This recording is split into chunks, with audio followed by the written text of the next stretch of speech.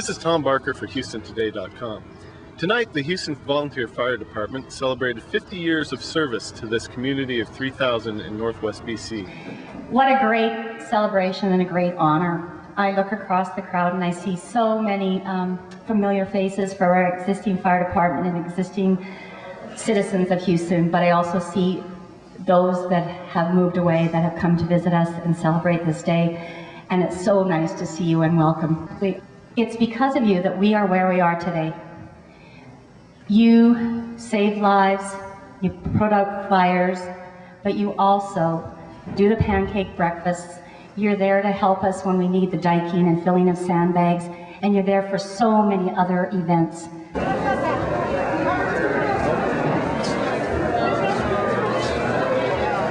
Roll your fingers. I'm not using my fingers. You need to use my fingers for it?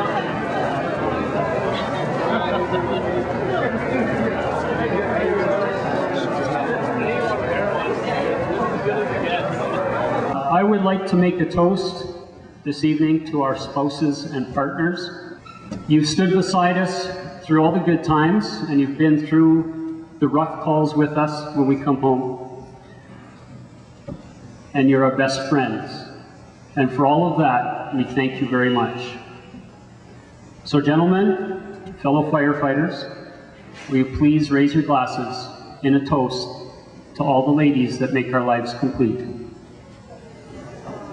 Thank you. In the 1970s, it was not uncommon for younger single members to live on the second story of the building.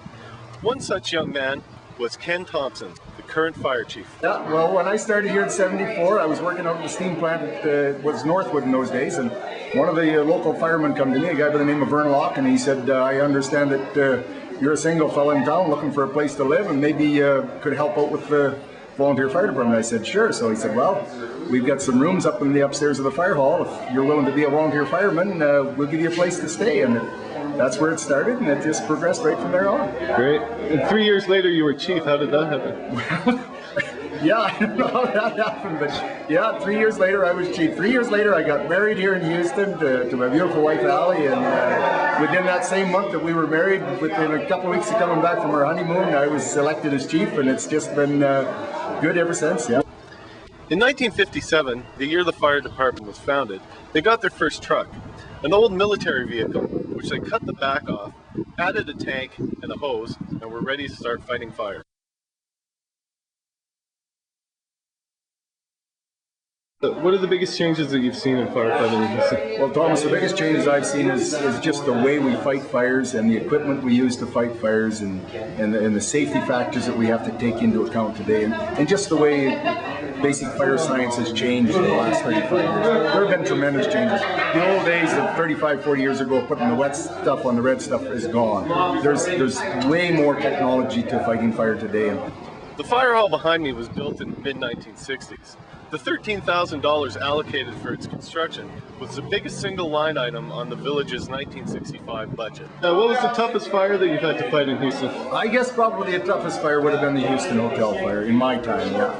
That was in 1982, and yeah, it was a difficult fire to fight. And it turned out it was a total loss, that's for sure. Right, why was it so tough?